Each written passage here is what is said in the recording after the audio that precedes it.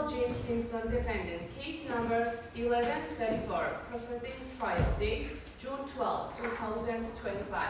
Good morning, ladies and gentlemen. This court is now in session in the matter of the people of the state of California versus Honorable James Simpson. The charges brought before us pertain to the tragic deaths of Nicole Brown Simpson and Ronald Lyle Goldman, whose bodies were discovered on the evening of the June 12, 2025. Both deceased individuals sustained fatal injuries consistent with a violent assault. The purpose of today's proceedings is to commence trial by the way of opening statements. The jury has been selected and sworn in accordance with law, and both parties are present and represented by counsel.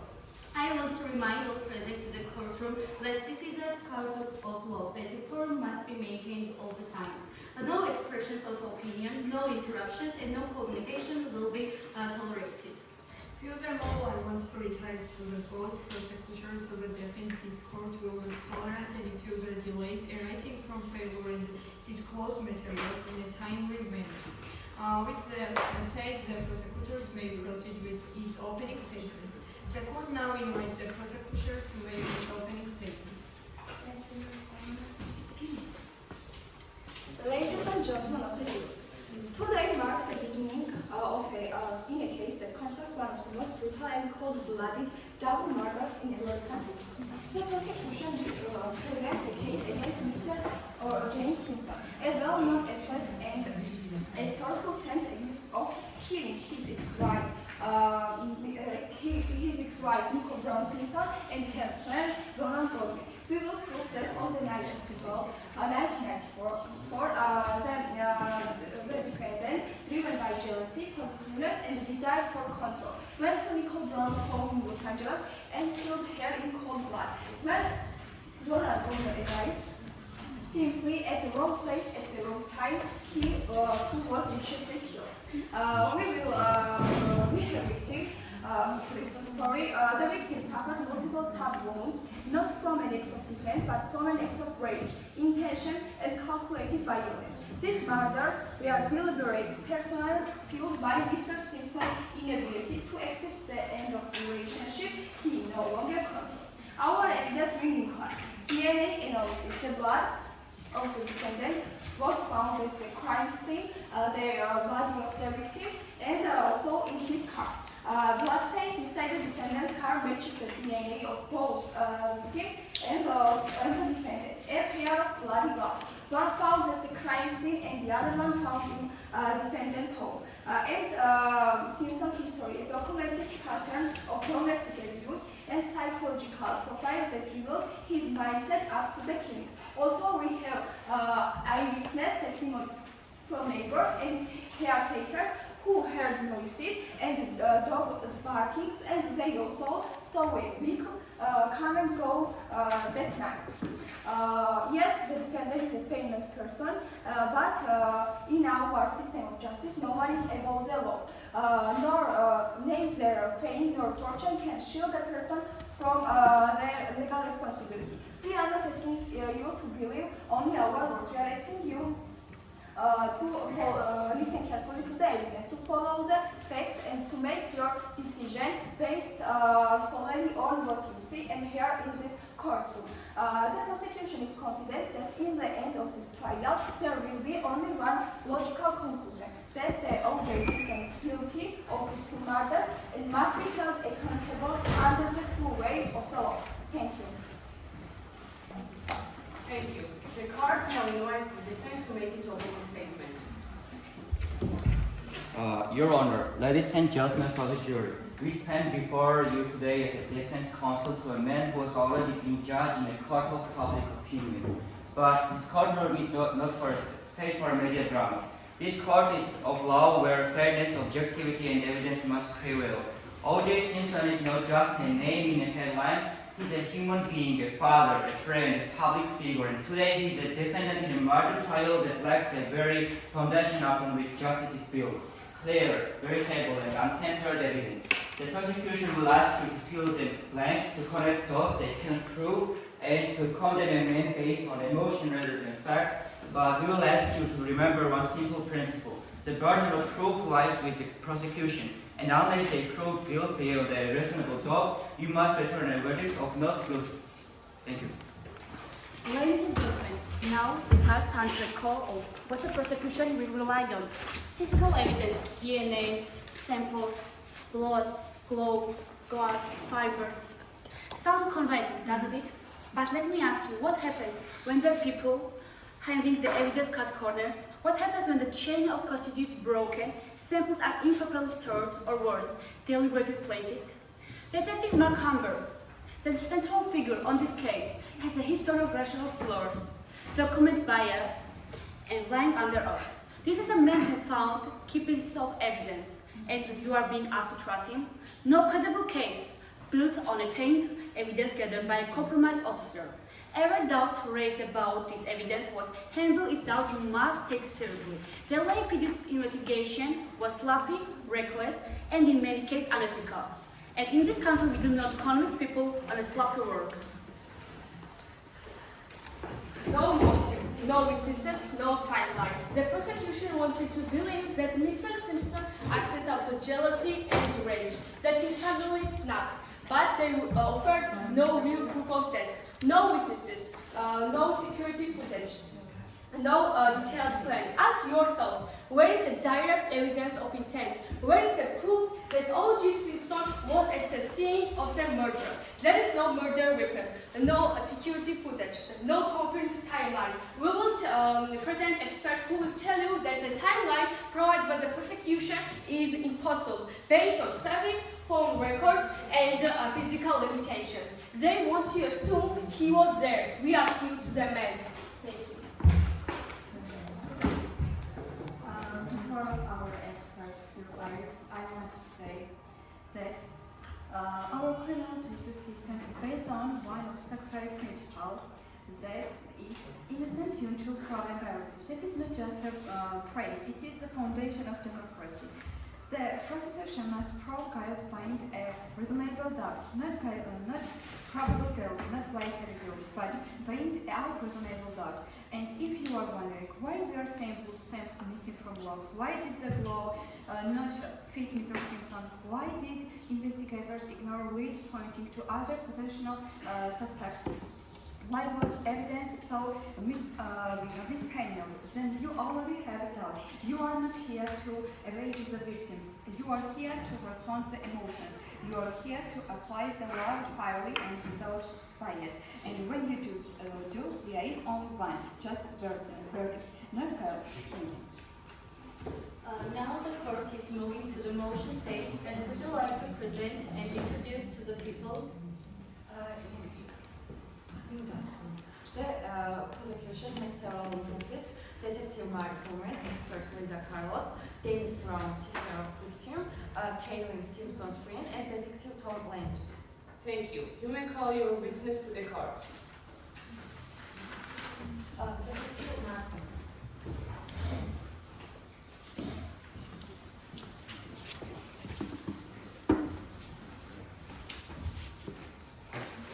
Please state your full name for the record. Mark, Do you understand that you are under oath and you must tell the truth? yes, I understand it. So, on the evening of June 1994, at approximately 10:25, we received a 911 call reporting disturbance at South Bundy Drive. So, I was the first who arrived at the scene.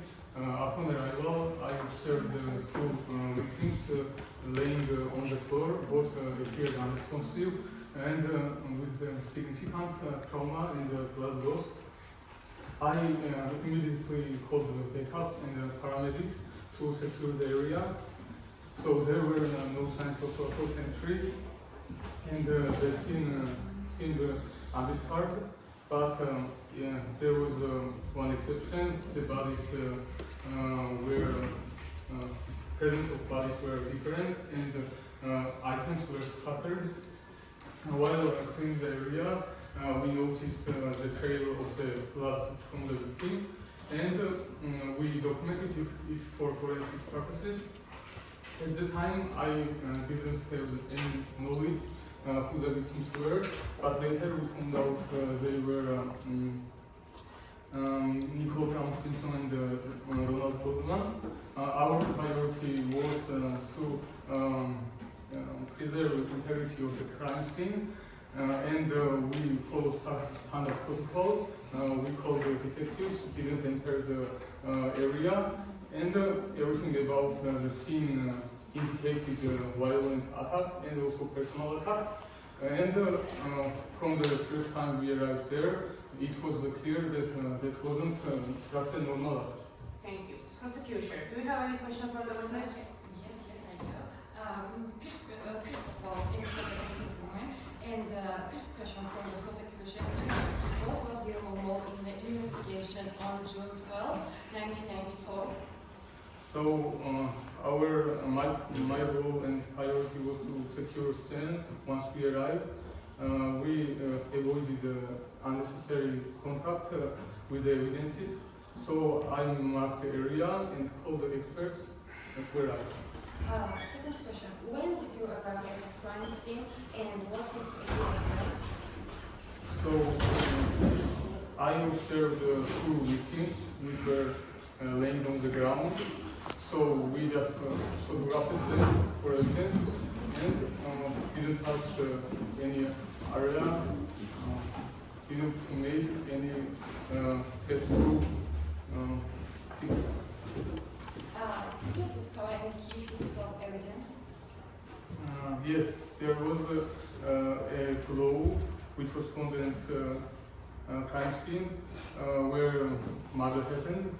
So DNA testing linked blood on gloves to the main victims. Were you the officer who discovered the blood glove? So can you repeat? Were you the officer who discovered the blood glove? Yes, I am the one who first saw it and acknowledged it. And can you explain the process used to plot and secure that evidence? So we followed the standard evidence handling procedures. So the glove was photographed and was perfectly paved, and it was submitted into evidence. Thank you. Defense, do you have any question for the witness? Yes, something. First of all, thank you, Mr. Officer. So first question is that when you first arrived, you had no idea who the victims were, correct? Yes, that's correct. I didn't know the identities of the victims. Is it true that you didn't enter the home or any further until detective arrived? Yes, of course. I stayed there and was waiting for the detectives to arrive. And our last question is, you described the attack as violent and personal. That your interaction, correct? Yes, it was based on my impression. Thank you. Now the court will have questions from our human. Did you take any steps to ensure the scene was secure before collecting the glove? Yes, as I said before, we followed standard protocol, didn't make any unnecessary contact with the evidence. So we waited patiently and did our duty and job perfectly. What steps did you take to preserve the integrity of the glove as evidence? Sorry, can you repeat? What steps did you take to preserve the integrity of the glove as evidence? So we made some photo shoots, edited, waited for experts, and we logged it and submitted it as evidence. Was the glove consistent with other evidence found at the Bangui crime scene? Yes. Okay. Yes, I do. Thank you. Please return to your seat. The court will now hear testimony from the prosecution's expert witness.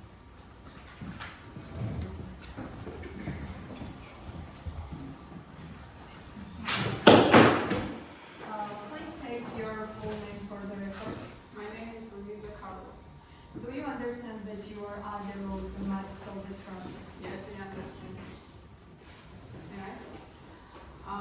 I'm a social behavioral analyst, data science specialist, and a media law expert with over 20 years of experience. Today we are examining Simpson's case, which raises numerous questions how and why.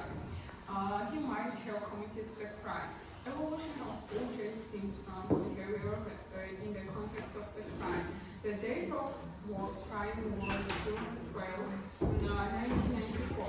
Victims are Nicole Brown and Jerome Goldman. The relationship between Simpson and Nicole Brown was characterized by violence and a strong tendency toward control. According to court documents, According to court documents, there were multiple recorded instances of physical abuse in the past. Both victims were brutally murdered with a sharp weapon, sustaining multiple wounds to the head and the neck.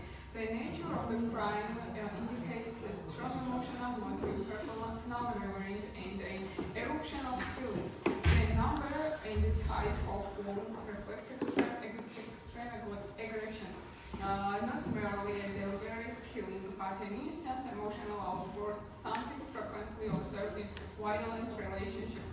Simpson attempts to avoid the police and started the infamous Bruno chase. He was found with a passport, cash, and a firearm hidden in a box of roses. Simpson was famous athlete and media figure. He had constructed a strong public image, a social identity that he prioritized protecting above all else. Simpson's behavior both before and after the crime demonstrates his intense emotional conflict and a tendency toward violence. The past incident of domestic abuse indicates that the defendant may have committed a violent act as the result of an emotional expression. However, details such as timeline suspicious behavior before and or after the incident also suggest that premeditation might have played a role. Conclusion. Simpson's behavior matches the psychological profile of someone prone for impulsive and violent reaction. However, this does not exclude the possibility that the act was premeditated. Prosecutor, do you have any question for the witness? Yes, and thank you, expert Lisa Carlos. And first question, can you tell us about your professional background? Yes, I am a psychologist with 20 years of experience. I specialize in violent behavior, domestic abuse, and I have testified in numerous criminal cases. How would you describe the relationship between O.J. Simpson and Nicole Brown? The relationship showed clear signs of abuse, control, and jealousy. Simpson was often aggressive when Brown tried to separate. What does the brutality of the murder suggest about the killer's emotional state? It suggests intense personal emotion, likely rage, jealousy, or a sense of betrayal. The act appears emotionally driven, not calculated. And what does Simpson's flight behavior indicate psychologically? Running with a passport, cash, and a gun suggests guilt. It often panic response or an attempt to avoid accountability. And last, is Simpson's behavior consistent with someone capable of impulsive emotional violence? His past aggression, controlling behavior, and emotional instability fit the profile of someone capable of such violence. Defense, do you have any question for the witness? Yes, thank you, Dr. Carlos, for appearing in court and for your assistance. I have a few questions to clarifying for you. I kindly ask you to provide your specific answer. Firstly, Dr. Carlos, would you agree that behavioral analysis is based on interpretation, not direct evidence? Yes, behavioral analysis relies on observed patterns, not on concentrated physical evidence. So your conclusion in this case are based on behavior patterns and publicly available records, not personal examination of the crime sense or forensic evidence? Yes, that's correct.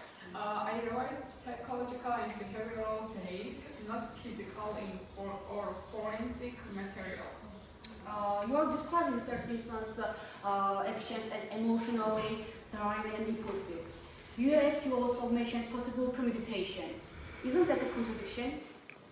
It may seem contradictory, but in complex cases, elements of both can appear.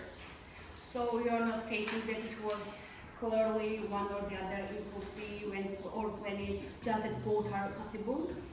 Correct. My role is to outline psychological possibilities, not confirm one about this. Okay, thank you. Thank you. Thank you.